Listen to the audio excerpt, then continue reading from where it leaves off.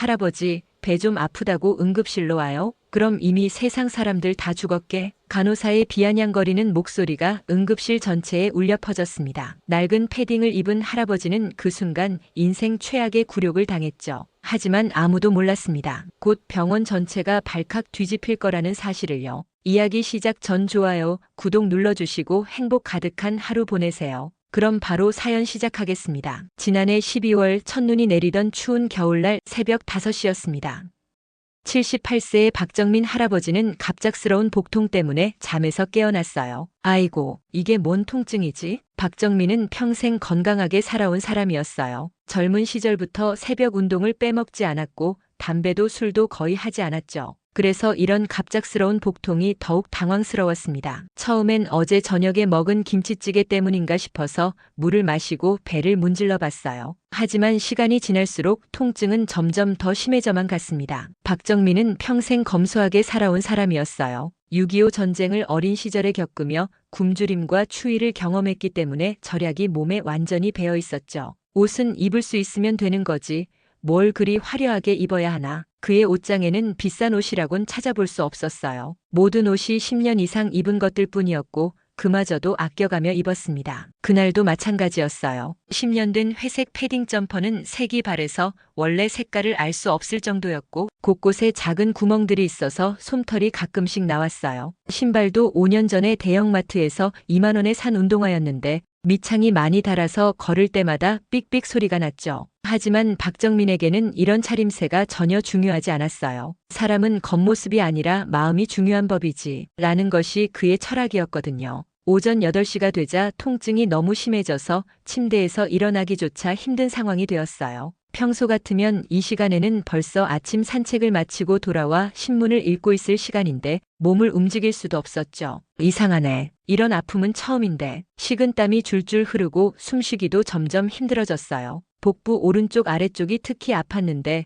손으로 누르면 더욱 심한 통증이 느껴졌죠. 오전 10시가 넘어서자 박정민은 더 이상 참을 수 없었어요. 평생 병원 신세를 거의 지지 않고 살아온 그였지만 이번만큼은 정말 위험하다는 생각이 들었거든요. 이러다가 큰일 나겠다. 어쩔 수 없지. 박정민은 마지못해 낡은 지갑을 챙겨 집을 나섰어요. 지갑 안에는 의료보험증과 10,000원짜리 지폐 몇 장 그리고 교통카드가 전부였습니다. 평소 현금을 많이 들고 다니지 않는 습관이 있었거든요. 괜히 큰 병원 가서 돈만 많이 나올 텐데. 하지만 어쩔 수 없지. 집에서 동서대학병원까지는 버스로 40분 정도 걸리는 거리였어요. 평소 같으면 운동 삼아 걸어갔을 텐데 오늘은 복통 때문에 어쩔 수 없이 버스를 타야 했습니다. 버스 정류장까지 가는 10분 동안에도 몇 번이나 길가에서 멈춰 서야 했어요. 통증이 너무 심해서 걸음을 이어갈 수 없었거든요. 할아버지 괜찮으세요? 얼굴이 너무 창백해 보이는데. 지나가던 아주머니가 걱정스럽게 물어보기도 했죠. 아, 괜찮습니다. 조금 배가 아파서요. 하지만 실제로는 괜찮지 않았어요. 점점 더 심해지는 통증에 박정민은 식은땀을 흘리며 버스를 기다렸습니다. 버스가 도착했을 때 박정민은 거의 비틀거리며 올라탔어요. 다행히 앞자리가 비어 있어서 앉을 수 있었지만 버스의 흔들림 때문에 통증은 더욱 심해졌죠. 아이고, 참아야지. 다른 승객들에게 피해를 주고 싶지 않아서 신음소리를 참으려 애썼어요. 하지만 얼굴은 점점 창백해졌고 이마에는 식은땀이 계속 흘렸습니다. 옆자리에 앉은 학생이 걱정스럽게 물어봤어요. 할아버지 많이 아프세요? 119 불러드릴까요? 아니야, 괜찮다. 곧 병원에 도착할 테니까. 하지만 속으로는 정말 괜찮을까? 하는 걱정이 들었어요. 이런 통증은 정말 처음 경험하는 것이었거든요. 드디어 동서대학병원에 도착했어요. 20층짜리 거대한 건물이 박정민을 압도했습니다. 이 지역에서 가장 큰 종합병원으로 유명했지만 박정민은 이런 큰 병원에 와본 게 거의 처음이었어요. 병원 입구부터가 마치 고급 호텔 같았어요. 대리석으로 마감된 로비, 화려한 샹들리에, 그리고 정장을 차려입은 안내 직원들까지 모든 것이 박정민의 낡은 패딩과는 너무나 대조적이었습니다. 로비에는 정장을 입은 사람들, 브랜드 옷을 입은 환자들, 고급 가방을 든 보호자들이 북적였어요. 박정민은 자신의 초라한 모습이 부끄러워서 구석진 곳으로 몸을 숨기고 싶었지만 통증 때문에 그럴 여유도 없었죠. 여기가 맞나? 너무 화려한데. 잠시 망설였지만 계속되는 복통에 어쩔 수 없이 응급실 방향으로 발걸음을 옮겼어요. 응급실에 들어서자 더욱 바쁜 분위기였어요. 의료진들이 분주히 움직이고 여러 환자들이 대기하고 있었죠. 접수대에는 30대 초반으로 보이는 예쁘게 생긴 여직원이 앉아 있었어요. 그녀는 박정민의 모습을 위아래로 훑어보더니 시큰둥한 표정을 지었습니다. 어디 아프세요? 톤부터가 차가웠어요. 바로 앞에 정장을 입고 온 중년 남성에게는 어서 오세요. 어디 불편하신가요?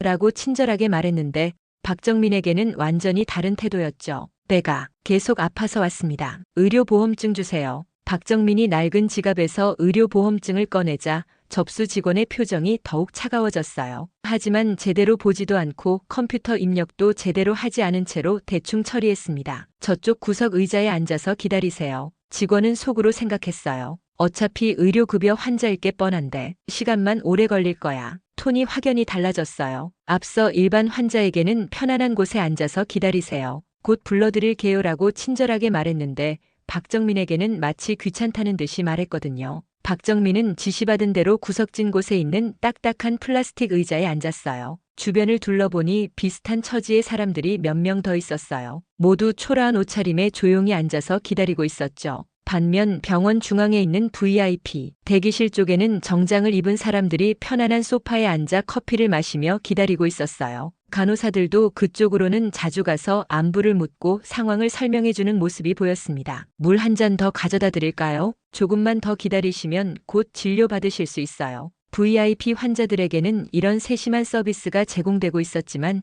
박정민이 앉은 구석진 곳으로는 아무도 오지 않았어요. 30분이 지나고 1시간이 지나도 박정민의 이름은 불리지 않았어요.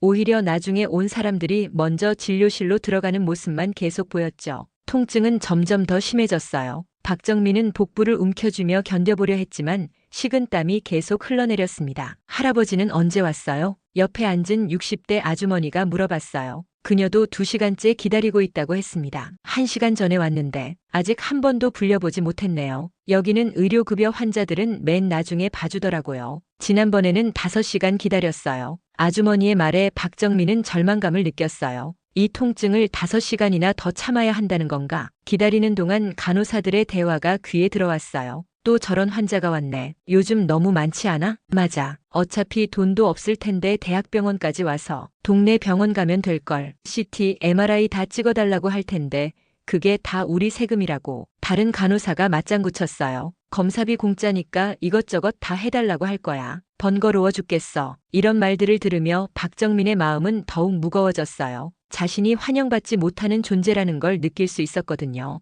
2시간이 지나자 박정민은 견디기 힘든 통증에 다시 접수대로 갔어요. 다리가 후들후들 떨렸지만 어쩔 수 없었습니다. 간호사님, 제가 언제쯤 진료를 받을 수 있을까요? 너무 아픈데. 그때 5년차 간호사 이현주가 짜증스럽게 고개를 돌렸어요. 그녀는 컴퓨터 화면도 보지 않고 차가운 목소리로 말했습니다.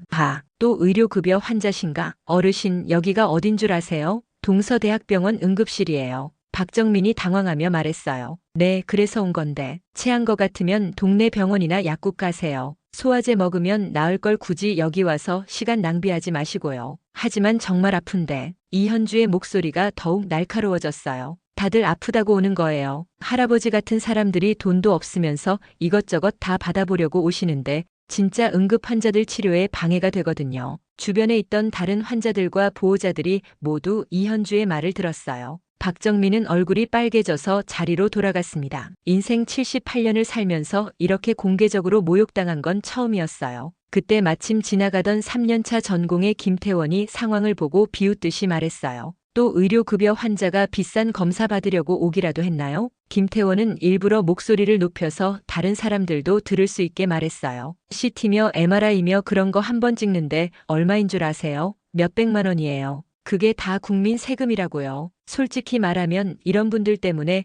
정말 급한 환자들이 늦게 치료받는 거예요. 박정민이 떨리는 목소리로 말했어요. 저도 급해서 온 건데요. 복통 정도면 집에서 배 따뜻하게 하고 죽 먹으면 되는 건데 왜 대학병원까지 와서 난리예요? 주변 사람들의 시선이 모두 박정민에게 쏠렸어요. 마치 민폐를 끼치는 사람 취급을 받는 기분이었죠. 어떤 환자 가족은 혀를 차며 고개를 저었고 어떤 사람은 수군거리며 박정민을 쳐다봤어요. 그럼에도 박정민은 참고 기다렸어요. 통증이 너무 심해서 집에 갈 수도 없는 상황이었거든요. 하지만 시간이 지날수록 상황은 더욱 절망적이 되었습니다. 3시간이 더 지나는 동안 박정민 뒤에 온 환자들이 계속 먼저 진료를 받았어요. 정장을 입은 사람, 브랜드 옷을 입은 사람들은 30분도 안 기다리고 진료실로 들어갔지만 의료급여 환자들은 계속 뒷순위로 밀려났죠. 언제까지 기다려야 하는 거지? 박정민의 얼굴은 창백해졌고 통증 때문에 제대로 앉아있을 수도 없었어요. 하지만 아무도 그의 상태를 걱정해주지 않았습니다. 마침내 5시간이 지나자 응급의학과 최민석 과장이 나타났어요. 하지만 그의 첫마디는 더욱 가혹했습니다. 어르신, 아직도 여기 계세요? 최민석은 박정민을 보며 짜증스런 표정을 지었어요. 여기가 어딘 줄 아세요? 동서대학병원 응급실이에요. 소화불량으로 여기 오시면 곤란해요. 하지만 정말 아픈데요. 이런 통증은 처음이에요. 박정민이 간절하게 말했지만 최민석의 태도는 변하지 않았어요. 다들 그렇게 말씀하세요. 어르신, 돈도 없으면서 왜 대학병원에 와서 시간 낭비하세요? 동네 병원에 가시면 될 걸 굳이 여기 와서 자꾸 이러시면 정말 응급한 환자들이 피해를 봅니다. 최민석은 시계를 보며 말을 이었어요. 지금 오후 4시예요. 5시간을 기다리셨으면 충분하죠. 더 이상 여기 계시면 보안실에 연락드릴 수밖에 없어요. 보안실이요? 네. 병원 업무를 방해하시는 걸로 간주할 수밖에 없어요. 동네 병원에 가서 진료받으시기 바랍니다. 결국 박정민은 진통제 한 알만 받고 병원을 나섰어요. 5시간을 기다렸지만 제대로 된 진료는 받지 못했죠. 몸의 통증보다 마음의 상처가 더 컸어요. 내가 뭘 잘못했다고. 병원 문을 나서며 박정민은 눈물이 났어요. 78년을 살면서 이렇게 무시당하고 모욕받은 적은 처음이었거든요. 집으로 가는 버스를 기다리며 박정민은 생각했어요. 사람이 겉모습으로 판단받아야 하나? 나도 누군가의 소중한 가족인데. 하지만 더 큰 시련이 기다리고 있다는 걸 그때는 몰랐습니다. 집에 도착해서도 통증은 계속되었어요. 받아온 진통제를 먹었지만 별 효과가 없었죠. 오히려 시간이 지날수록 통증은 더욱 심해졌습니다. 그래도 다시 그 병원에 갈 수는 없어. 그 굴욕을 또 당할 바에는 차라리 집에서 참는 게 낫다고 생각했어요. 하지만 이것은 치명적인 판단 실수였습니다. 오후 6시, 7시가 지나면서 박정민의 상태는 급격히 악화되었어요. 복통은 더욱 심해졌고 구토 증상까지 나타나기 시작했죠. 이상하다. 진통제를 먹었는데. 그날 저녁 8시경 박정민은 화장실에 가려다가 갑자기 극심한 복통과 함께 쓰러졌습니다. 의식을 잃으면서 머리를 바닥에 부딪혔고 큰 소리가 났어요. 쿵! 아래층에 살던 김씨 부부가 이상한 소리를 듣고 확인하러 올라왔어요. 박 할아버지, 괜찮으세요? 문을 두드려도 대답이 없자 급히 관리사무소에 연락해서 문을 열었습니다. 그때 본 광경은 충격적이었어요. 박정민이 화장실 앞에서 의식을 잃고 쓰러져 있었고 온몸에 식은땀을 흘리며 경련을 일으키고 있었거든요. 이게 무슨, 빨리 119에 신고해. 네, 119 구급대입니다.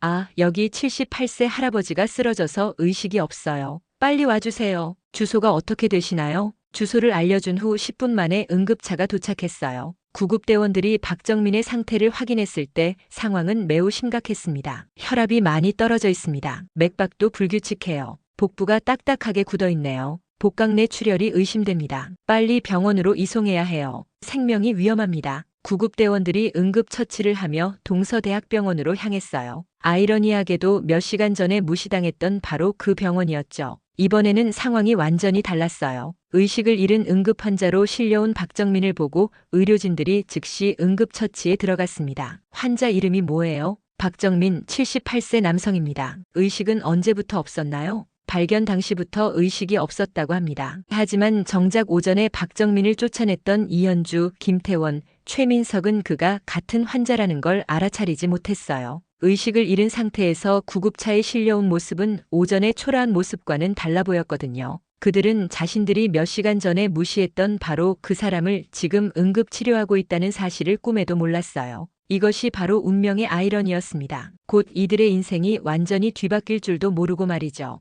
응급 혈액 검사 결과 나왔습니다. 검사실에서 뛰어온 임상병리사가 급히 결과지를 내밀었어요. 백혈구 수치가 2만까지 올라가 있습니다. 정상 수치의 3배예요. CRP도 15 이상으로 높게 나왔고요. 명백한 염증 반응입니다. 응급실 분위기가 급격히 긴장되었어요. 이현주는 모니터를 보면서 왠지 모를 불안감을 느꼈습니다. 복부 CT 촬영 즉시 준비하세요. 김태원 전공의가 지시했지만 마음 한구석에서는 이상한 기분이 들었어요. 오늘 오전에 봤던 할아버지와 비슷한 나이대의 환자였거든요. 30분 후 CT 촬영 결과가 나왔어요. 영상의학과에서 급히 전화가 걸려왔습니다. 응급실이죠? 방금 촬영한 박정민 환자 CT 결과입니다. 충수 주변에 심각한 염증 소견이 보이고 복강 내에 체액이 고여 있어요. 복막염으로 진행된 것 같습니다. 최민석 과장의 얼굴이 굳어졌어요. 복막염이라고요? 그럼 이미 상당히 진행된 상태네요. 네, 충수가 터져서 염증이 복강 전체로 퍼진 상태로 보입니다. 즉시 수술이 필요해요. 환자의 딸이라는 분이 급히 병원에 도착했지만 새 의료진은 바쁜 수술 준비 때문에 자세한 이야기를 나눌 여유가 없었어요.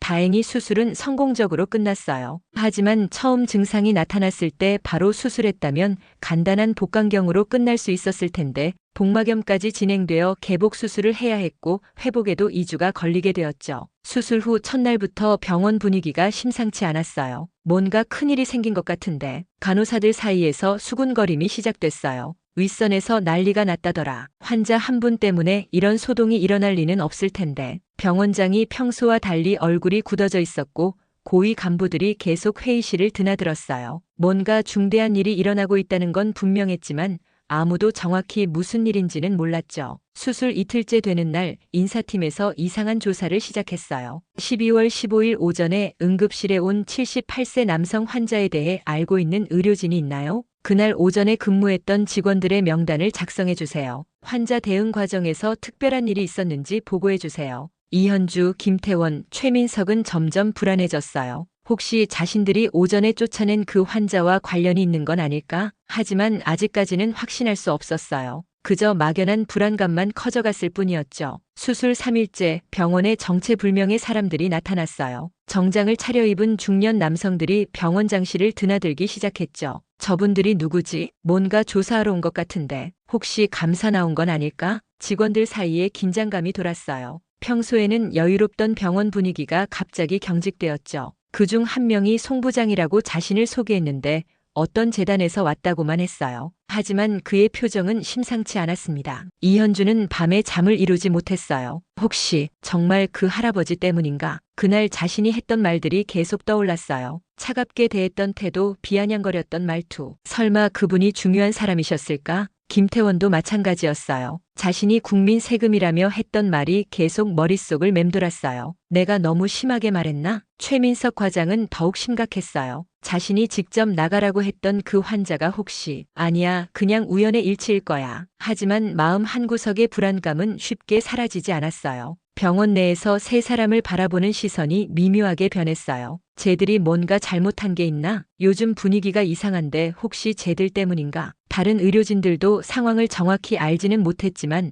뭔가 심상치 않다는 걸 느끼고 있었어요. 이현주는 다른 간호사들이 자신을 피하는 것 같다고 느꼈어요. 현주야, 요즘 무슨 일 있어? 아니야, 별일 없어. 하지만 대화는 예전만큼 자연스럽지 않았어요. 김태원의 부모님이 갑자기 병원을 찾아왔어요. 아들아, 병원에서 무슨 일 있는 거 아니니? 왜요? 별일 없는데요. 동네에서 소문이 돌던데 내가 일하는 병원에서 뭔가 큰일이 있었다더라. 의료계는 생각보다 좁았어요. 이미 소문이 밖으로 새어나가고 있었던 것이죠. 최민석의 아내도 걱정스럽게 물어봤어요. 여보, 병원 분위기가 이상하다는 소문이 있던데 괜찮은 거죠? 뭔 소문? 잘 모르겠는데 뭔가 큰 문제가 생겼다는. 며칠 후 의료계 전문지에서 기자가 병원을 찾아왔어요. 환자 차별 관련해서 취재하러 왔는데요. 무슨 환자 차별요? 아직 확인되지 않은 정보지만 귀 병원에서 환자를 부당하게 대했다는 제보가 있어서요. 병원 홍보팀은 당황했어요. 아직 정확한 상황도 파악하지 못한 상태에서 언론이 움직이기 시작한 거였죠. 인터넷에서도 수상한 움직임이 포착되기 시작했어요. 동서대학병원에서 뭔가 있었나 봐. 의료급여 환자 차별했다는 소문이. 정확한 건 모르겠지만 분위기가 심상치 않더라. 아직 구체적인 내용은 알려지지 않았지만 뭔가 큰일이 있었다는 추측들이 돌기 시작했어요. 병원장을 비롯한 경영진은 연일 회의를 거듭했어요. 정확히 무슨 일이 있었던 건지 파악해야 합니다. 관련 의료진들을 불러서 사실관계를 확인해보죠. 언론 대응도 준비해야 하고. 하지만 아직 핵심 당사자들을 직접 추궁하지는 않았어요. 더 확실한 증거가 나올 때까지 기다리는 것 같았죠. 이현주는 식욕을 잃었어요. 밤마다 그날의 일이 떠올라서 잠을 이루지 못했죠. 내가 정말 잘못한 걸까? 그분이 혹시 중요한 사람이셨던 건 아닐까? 김태원은 진료에 집중하기 어려웠어요. 환자를 볼 때마다 그날의 일이 생각났어요. 내가 너무 심하게 말했나? 의사로서 해서는 안 될 말을 했던 건 아닐까? 최민석은 더욱 심각했어요. 과장으로서 책임이 가장 클 것 같았거든요. 혹시 내가 쫓아낸 그분이 아니야, 그럴 리가 없어. 하지만 마음의 불안은 계속 커져갔어요. 전체적으로 병원 분위기가 어수선해졌어요. 평소에는 활기차던 분위기가 긴장감으로 바뀌었죠. 요즘 뭔가 이상하지 않아? 맞아, 윗사람들 표정이 다 굳어 있어. 혹시 우리 병원에 큰일 생긴 거 아닐까? 간호사, 의사, 행정직원 할 것 없이 모두가 불안해했어요. 하지만 정확히 무슨 일인지는 아무도 몰랐죠. 병원에 찾아오는 외부 인사들이 늘어났어요. 정확히 누구인지는 모르겠지만 모두 심각한 표정을 하고 있었어요. 저분들이 계속 오시는데 뭔가 조사하는 것 같아. 우리 병원 망하는 거 아니야? 직원들 사이에서는 온갖 추측이 난무했어요. 하지만 확실한 건 아무것도 없었죠. 이런 긴장감 속에서도 세 사람은 여전히 자신들의 업무를 계속했어요. 아직 공식적으로 문제가 제기된 건 아니었으니까요. 이현주는 평소보다 더 조심스럽게 환자들을 대했어요. 혹시라도 또 문제가 생길까봐 걱정됐거든요. 김태원도 마찬가지였어요. 환자 진료를 할 때 말 한마디 한마디를 신중하게 했어요. 최민석은 과장으로서 부서 분위기를 안정시키려고 노력했지만 본인도 불안한 마음을 숨길 수 없었어요. 하지만 이들은 몰랐어요. 이것이 폭풍 전의 고요라는 것을. 수술 일주일째 되는 날 드디어 무언가 결정적인 일이 일어날 것 같은 분위기였어요. 병원장실에는 아침부터 사람들이 모여들었고 긴급회의가 소집되었어요. 오늘 오후에 중요한 발표가 있을 예정입니다. 인사팀에서 전 직원에게 공지했어요. 모든 직원은 이 시까지 대강당에 모여주시기 바랍니다. 이현주, 김태원, 최민석은 서로를 바라봤어요. 더 이상 피할 수 없다는 걸 직감했죠. 이제 정말 모든 게 밝혀지는 건가? 드디어 진실이 드러날 순간이 다가왔습니다. 하지만 이들은 아직도 자신들이 상대했던 그 환자가 누구인지, 이 모든 소동의 진짜 이유가 무엇인지 알지 못했어요. 운명의 시간이 다가오고 있었습니다. 오후 2시 동서대학병원 대강당에 모든 직원들이 모였어요. 평소에는 이런 전체 모임이 거의 없었기 때문에 모두들 긴장한 표정이었죠. 이현주, 김태원, 최민석은 뒤쪽에 앉아서 서로를 바라봤어요. 가슴이 두근거렸지만 아직도 정확히 무슨 일인지 알 수 없었어요. 여러분, 오늘 중대한 발표를 하기 위해 모셨습니다. 김철수 병원장이 단상에 올라섰어요. 평소보다 훨씬 굳은 표정이었죠. 먼저 세비치료재단 송재민 부장님을 소개하겠습니다. 송 부장이 일어서자 강당이 조용해졌어요. 세비치료재단은 동서대학병원의 최대 후원 기관이었거든요. 안녕하세요. 세비치료재단 송재민입니다. 송 부장의 목소리는 차가웠어요. 일주일 전 우리 재단의 박정민 이사장님께서 이 병원 응급실에서 있을 수 없는 일을 당하셨습니다. 순간 강당이 웅성거렸어요. 박정민 이사장, 세비치료재단 이사장이 환자로 왔다고. 이현주의 얼굴이 새하얗게 변했어요. 김태원은 숨이 막히는 것 같았고 최민석은 머리가 하얘졌어요. 박정민 이사장님은 복통을 호소하며 응급실에 오셨습니다. 하지만 일부 의료진이 외양만 보고 의료급여 환자라고 판단하고 단정지어서 차별을 했습니다. 송 부장의 목소리가 점점 높아졌어요. 5시간 동안 기다리게 한 후 제대로 된 진료도 하지 않고 쫓아냈습니다. 강당이 술렁였어요. 모든 직원들이 충격에 빠졌죠. 그 결과 이사장님은 집에서 쓰러져 응급차로 실려와야 했고 간단한 수술로 끝날 수 있었던 충수염이 복막염으로 진행되어 개복 수술을 받으셨습니다. 이현주는 손이 덜덜 떨렸어요. 자신이 그렇게 무시했던 그 할아버지가 바로 연간 500억 원을 지원하는 세비치료재단의 이사장님이었다니. 내가 뭔 짓을 한 거야. 김태원은 얼굴이 창백해져서 숨을 제대로 쉴 수 없었어요. 국민 세금이라며 비아냥거렸던 상대가 바로 병원의 최대 후원자였다니. 이럴 수가 없어. 최민석은 머리가 하얘져서 아무 생각도 할 수 없었어요. 자신이 직접 나가라고 했던 환자가 이사장님이었다는 것을 깨달은 순간이었죠. 따라서 관련된 의료진 3명을 즉시 해고 처분합니다. 병원장이 단호하게 발표했어요. 이현주 간호사, 김태원 전공의, 최민석 과장, 지금 즉시 병원에서 나가십시오. 강당의 모든 시선이 3사람에게 쏠렸어요. 수백 명의 동료들이 지켜보는 앞에서 공개적으로 해고당하는 굴욕이었죠.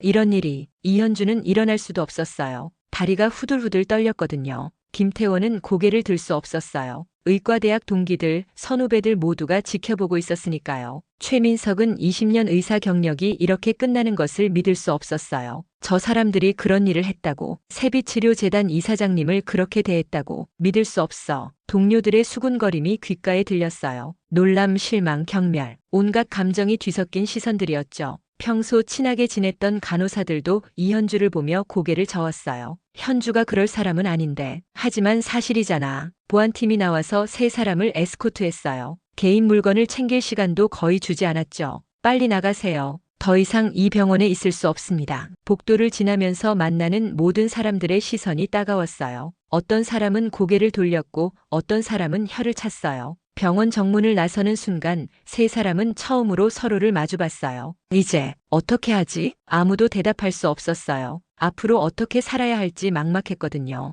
그날 저녁 의료계 전문지에 기사가 나왔어요. 대형 병원에서 환자 차별로 의료진 3명 동시 해고, 500억 지원 기관 이사장을 의료급여 환자 취급, 외양으로 환자 판단하다 대형 사고. 다음 날에는 일반 언론에도 보도되었어요. 물론 실명은 나오지 않았지만 의료계에서는 모두가 누구인지 알고 있었죠. 해고된 지 3일 만에 이현주는 구직 활동을 시작했어요. 하지만 현실은 냉혹했습니다. 간호사 구인 공고받는데요. 네, 맞아요. 그런데 혹시 이전 직장이 동서대학병원이신가요? 네, 그런데. 아, 죄송합니다. 이미 다른 분으로 결정됐어요. 똑같은 패턴이 반복되었어요. 동서대학병원이라는 이름만 나오면 바로 전화가 끊어졌죠. 10번째 병원에서는 면접까지 갔어요. 경력은 우수하신데 혹시 최근에 퇴사하신 이유가 있나요? 개인적인 사정으로. 인터넷에 떠도는 소문 말인가요? 환자 차별 관련해서. 이현주는 대답할 수 없었어요. 면접관의 시선이 차가워졌죠. 죄송합니다. 저희 병원과는 맞지 않을 것 같네요. 한 달이 지나도록 어느 병원에서도 받아주지 않자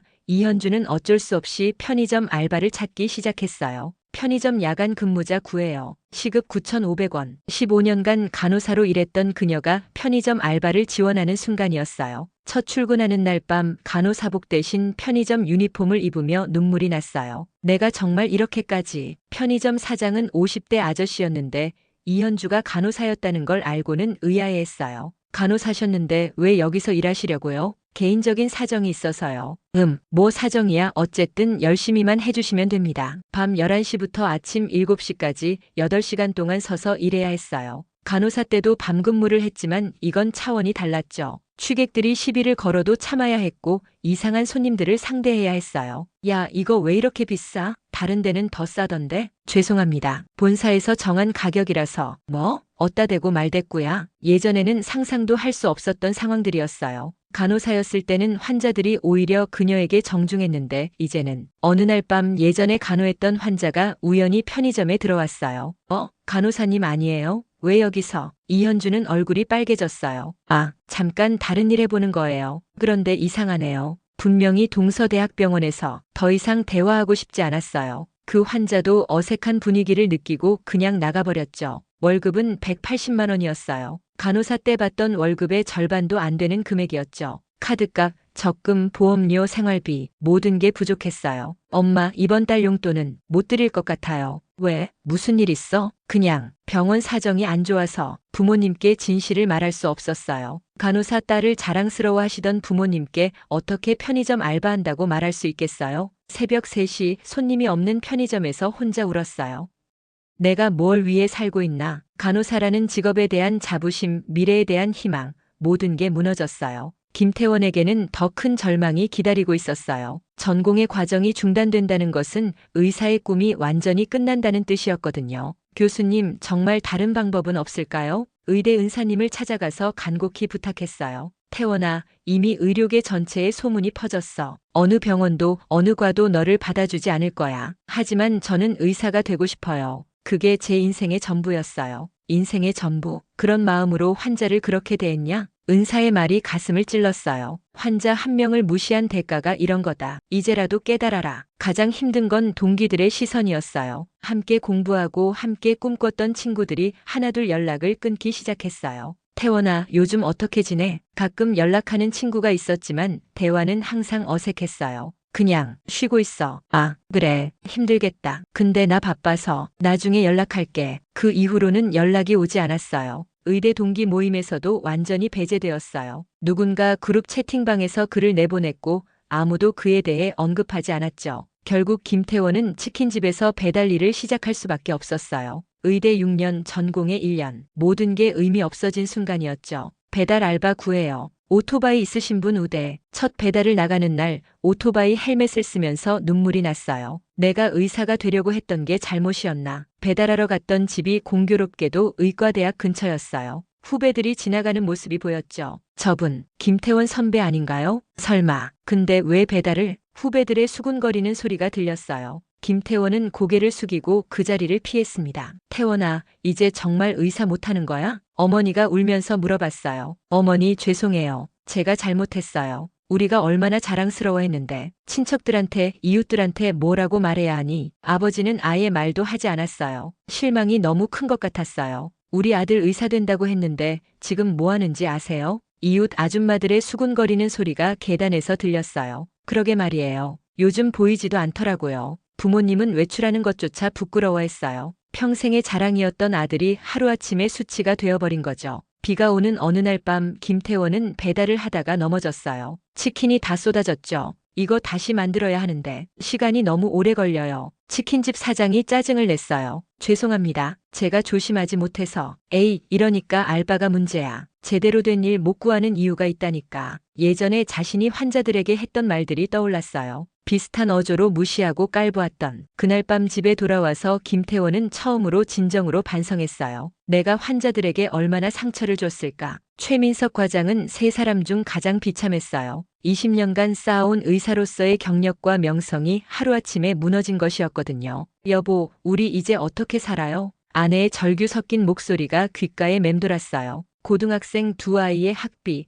월 500만 원짜리 아파트 대출, 각종 생활비, 모든 것이 최민석의 어깨에 달려 있었는데 수입이 완전히 끊어진 상황이었죠. 조금만 기다려. 분명 방법이 있을 거야. 하지만 본인도 확신이 없었어요. 경력은 정말 훌륭하시네요. 20년 경력의 과장까지. 면접관이 이력서를 보며 말했어요. 하지만 곧 표정이 굳어졌습니다. 그런데 퇴사 이유가 뭔가요? 그게 개인적인 사정으로. 혹시 인터넷에 나온 그 사건 관련해서신가요? 환자 차별. 더 이상 숨길 수 없었어요. 네, 맞습니다. 죄송합니다. 아무래도 저희 병원으로서는 20곳이 넘는 병원에서 연달아 거절당했어요. 명문대 의대 출신의 20년 경력의 베테랑 의사였지만 어느 곳도 그를 받아주지 않았죠. 아빠 학교에서 친구들이 인터넷 기사 봤다는데 정말 그런 거야? 고등학생 딸이 조심스럽게 물어봤어요. 미안하다. 아빠가 잘못했어. 친구들이 다 알고 있어. 우리 아빠가 환자를 차별했다고. 너무 창피해. 아들도 마찬가지였어요. 아빠 때문에 학교 가기 싫어요. 선생님들도 이상하게 쳐다보고 자녀들이 받는 상처를 보는 게 가장 힘들었어요. 아이들은 아무 잘못이 없는데 결국 최민석은 지인의 소개로 중고차 매장에서 일하게 되었어요.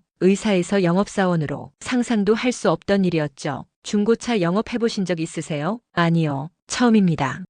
그럼 처음엔 힘드실 거예요. 의사 출신이라니 특이하네요. 첫 출근 날 중고차 매장 앞에서 한참을 망설였어요. 내가 정말 여기서 일해야 하나? 하지만 가족을 위해서는 어쩔 수 없었어요. 의사였을 때는 월 1,200만 원을 받았어요. 하지만 중고차 영업으로는 실적에 따라 달랐고 처음 몇 달은 월 200만 원도 채 못 벌었죠. 여보, 아파트 대출 연장 거절됐어요. 어떻게 해요? 아이들 학원비도 3개월째 밀렸고 관리비도 못 냈어요. 아내의 목소리에는 절망감이 가득했어요. 조금만 더 참아줘. 적응하면 나아질 거야. 하지만 가족들의 표정은 점점 어두워져 갔어요. 아빠, 학원비 때문에 그만둬야 해요? 아니다. 아빠가 어떻게든 해결할 거야. 하지만 방법이 없었어요. 의사 때의 생활 수준을 유지할 수는 없었거든요. 여보, 정말 다른 병원은 안 되는 거예요? 안 돼. 다 거절당했어. 그럼 우리는 어떻게 살아요? 아이들 교육은 어떻게 하고? 아내는 점점 말수가 줄어들었어요. 남편에 대한 실망감이 너무 컸던 거죠. 차라리 그때 환자를 제대로 봤으면 지금 와서 후회해봤자 뭐해요.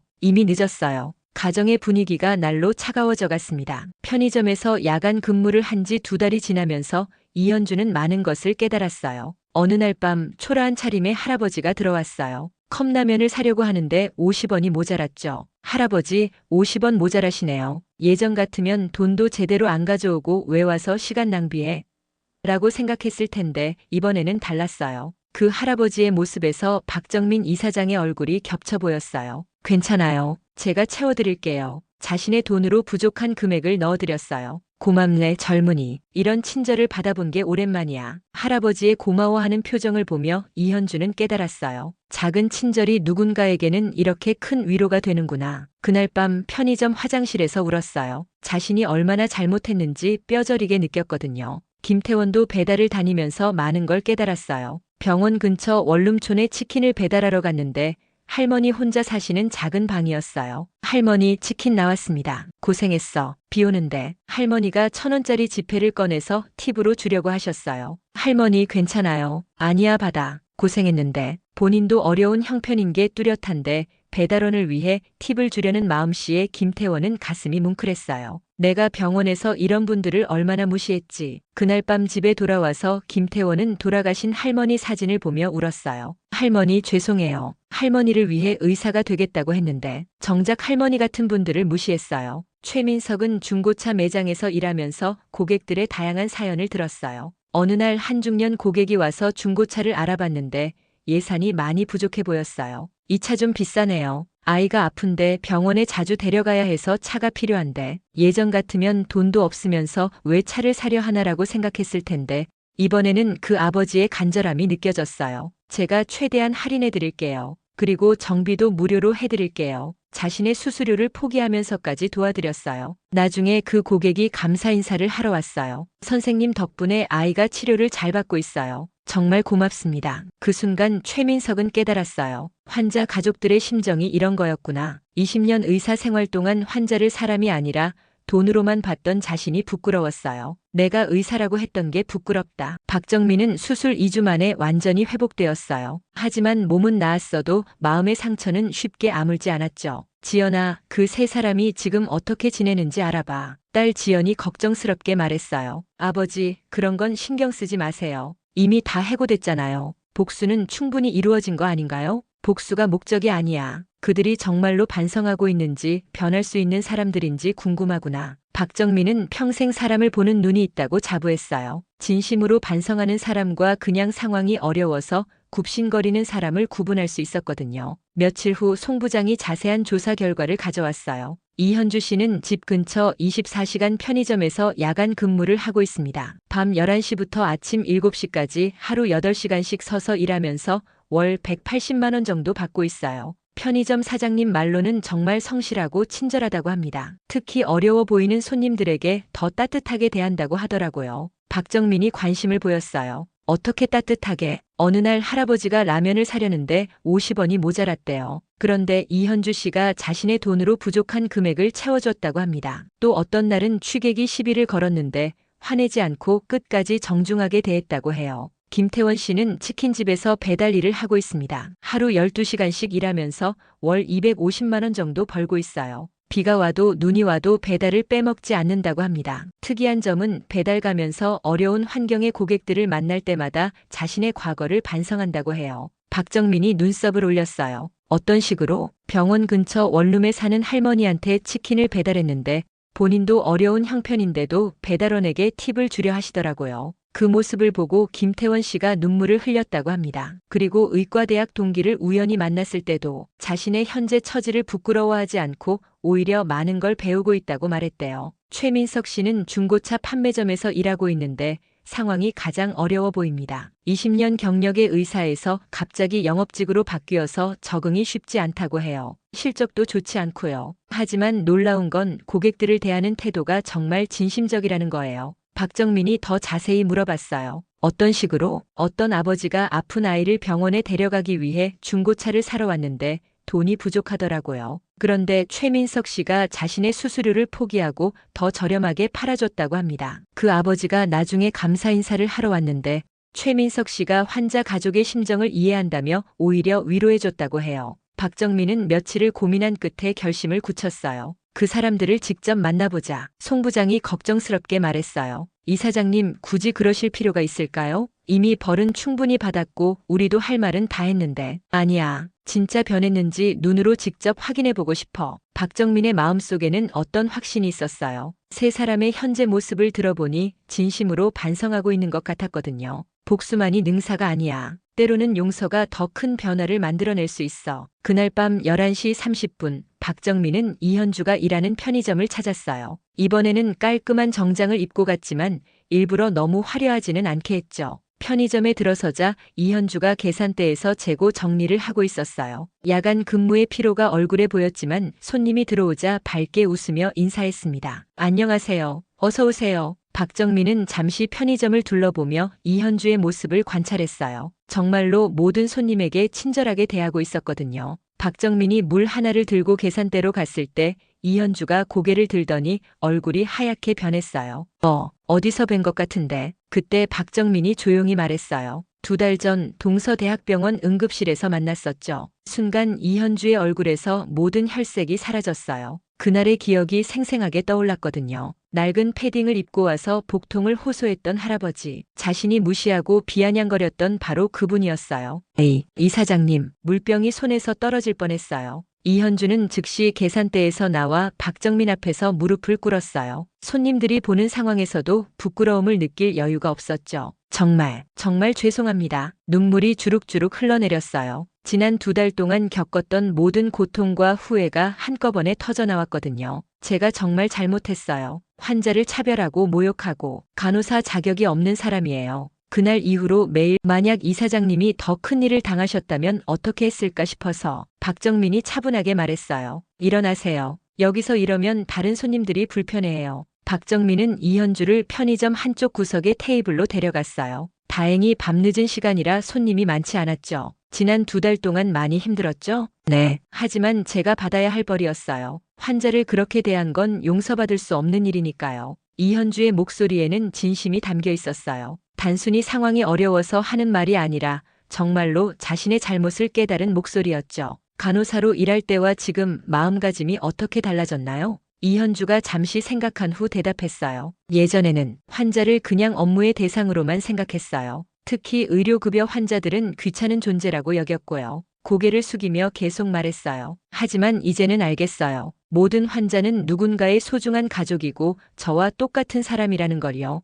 편의점에서 일하면서 많은 걸 깨달았어요. 이현주의 목소리가 떨렸어요. 여기 오는 손님들 중에도 정말 다양한 사람들이 있어요. 깔끔하게 입은 분도 있고 작업복을 입고 오는 분도 있고 처음에는 무의식적으로 또 외양으로 판단하려 했어요. 하지만 이야기해보면 작업복을 입은 분들이 오히려 더 따뜻하고 인간적인 경우가 많더라고요. 박정민은 고개를 끄덕였어요. 이현주가 정말로 변했다는 걸 느낄 수 있었거든요. 어느 날 할아버지가 컵라면을 사시려는데 50원이 모자라더라고요. 예전 같으면 돈도 제대로 안 가져오고 왜 와서 시간 낭비하나 생각했을 텐데. 그런데 그 순간 이사장님 얼굴이 떠올랐어요. 그래서 제 돈으로 부족한 금액을 채워드렸어요. 그때 할아버지가 정말 고마워하시더라고요. 이런 친절을 받아본 게 오랜만이다라고 하시면서 이현주의 눈에 또 눈물이 맺혔어요. 그 말을 듣는 순간 깨달았어요. 작은 친절이 누군가에게는 큰 위로가 될 수 있다는 걸요. 이틀 후 박정민은 김태원을 만나기 위해 그가 일하는 치킨집에 배달 주문을 했어요. 네, 황금치킨입니다. 치킨 한 마리 배달 주문이요. 박정민이 자신의 집 주소를 말하자 30분 후 김태원이 오토바이를 타고 배달을 왔어요.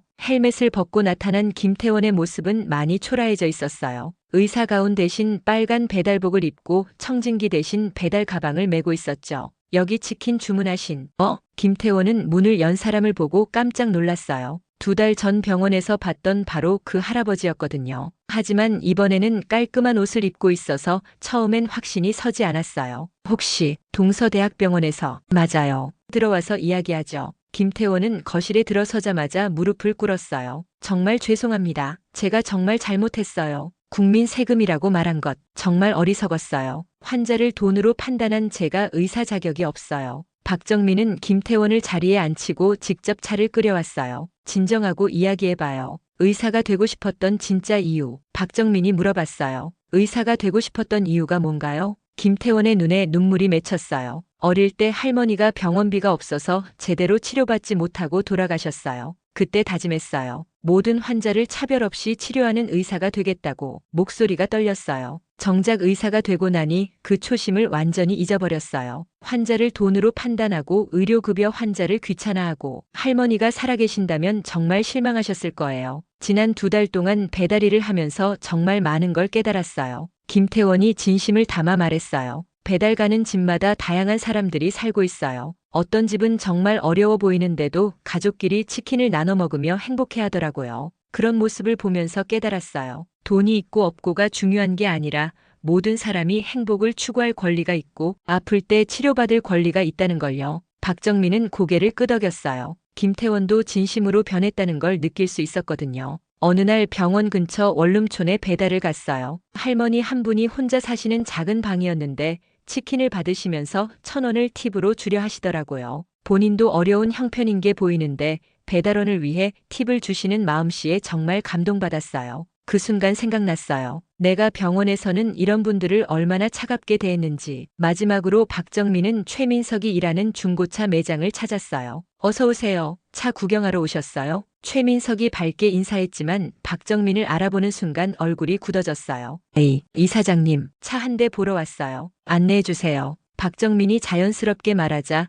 최민석은 어쩔 줄 몰라 하며 차들을 보여주기 시작했어요. 차를 구경하는 동안 박정민은 최민석이 다른 고객들을 대하는 모습을 관찰했어요. 정말로 고객의 입장에서 생각하며 조언해주고 있었거든요. 이 차는 연비가 좋아서 병원 다니시기에 경제적일 거예요. 가격은 조금 비싸지만 안전성이 뛰어나서 가족용으로는 최고예요. 영업을 위한 말이 아니라 정말로 고객을 위한 조언이었어요. 시승을 마치고 사무실에 앉아 이야기를 나눴어요. 지난 20년 동안 의사로 살면서 언제부터 환자를 차별하기 시작했는지 모르겠어요. 최민석이 고개를 숙이며 말했어요. 처음에는 정말 환자를 치료하고 싶어서 의사가 됐는데 어느새 돈과 지위만 생각하고 있었어요. 이 일을 하면서 깨달았어요. 모든 사람이 존중받을 가치가 있다는 걸요. 어떤 아버지가 아픈 아이를 병원에 데려가기 위해 차가 필요하다고 하시더라고요. 그런데 예산이 많이 부족하셨어요. 예전 같으면 돈도 없으면서 왜 차를 사려 하나 생각했을 텐데. 그런데 그 아버지의 간절한 마음이 이해됐어요. 제 수수료를 포기하고 최대한 저렴하게 해드렸어요. 그 아버지의 고마워하는 모습을 보면서 깨달았어요. 환자 가족의 심정이 이런 거였구나. 다음 날 오후 2시 세비치료재단 회의실에 세 사람이 모였어요.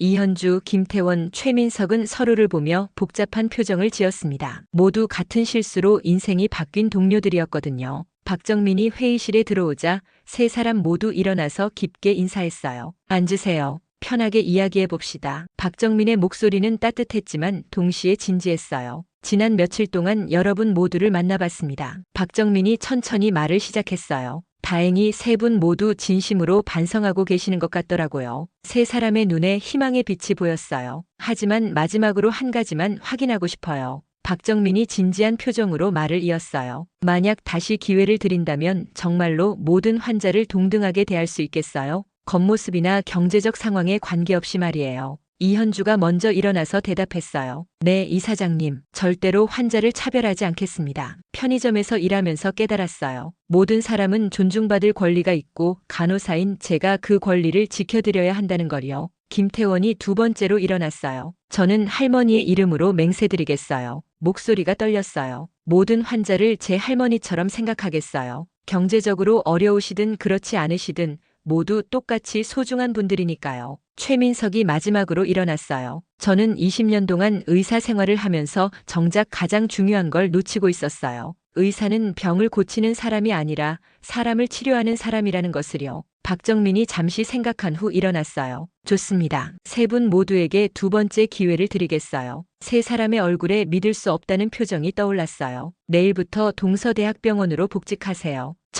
정말 기회를 주시는 건가요? 이현주가 떨리는 목소리로 물었어요. 네, 하지만 조건이 있어요. 박정민의 표정이 진지해졌어요. 첫째, 이번이 정말 마지막 기회예요. 다시 같은 실수를 한다면 그때는 영원히 끝이에요. 둘째, 앞으로 1년 동안은 특별 관찰 기간이에요. 환자 대우에 대해 정기적으로 평가받게 될 거예요. 셋째, 다른 의료진들에게도 환자 인권의 중요성을 교육하는 역할을 해야 해요. 여러분의 경험을 바탕으로 말이에요. 세 사람 모두 고개를 끄덕였어요. 모든 조건을 받아들이겠습니다. 박정민이 마지막으로 말했어요. 여러분이 진심으로 변했기 때문에 이런 기회를 드리는 거예요. 앞으로는 모든 환자가 여러분을 만나서 행복해할 수 있도록 해주세요. 세 사람은 감동으로 눈물을 흘렸어요. 절망의 끝에서 찾은 희망이었거든요. 박정민도 마음 깊은 곳에서 따뜻한 감정을 느꼈어요. 복수보다 훨씬 값진 것을 얻었다는 생각이 들었거든요. 복직 첫날 세 사람은 새벽 일찍 일어나서 준비했어요. 이현주는 2개월 만에 다시 입는 간호사복을 보며 눈물이 났어요. 다시는 이 옷을 입을 수 없을 줄 알았는데 김태원도 전공의복을 입으면서 벅찬 감정을 느꼈어요. 포기했던 꿈을 다시 이룰 수 있다니. 최민석은 의사 가운을 입으며 다짐했어요. 이번에는 정말 달라져야지. 병원에 도착하자 동료들이 복잡한 표정으로 그들을 바라봤어요. 어떤 사람은 환영하는 듯 했고 어떤 사람은 아직 의구심을 가지고 있는 것 같았죠. 하지만 세 사람은 개의치 않았어요. 행동으로 보여주면 되니까요. 안녕하세요. 다시 함께 일하게 되어서 기뻐요. 병원으로 돌아온 이후 이현주의 첫 환자는 의료급여 환자였어요. 예전 같으면 짜증스러워했을 상황이지만 이번에는 달랐습니다. 어르신, 어디가 불편하세요? 자세히 말씀해 주세요. 환자의 말을 끝까지 들어주고 세심하게 돌봤어요. 간호사님 정말 친절하시네요. 고맙습니다. 김태원도 마찬가지였어요. 모든 환자를 자신의 가족처럼 대하며 진료했죠. 할머니 많이 아프셨죠? 걱정하지 마세요. 제가 잘 봐드릴게요. 최민석은 환자 인권의 중요성을 다른 의료진들에게 강조했어요.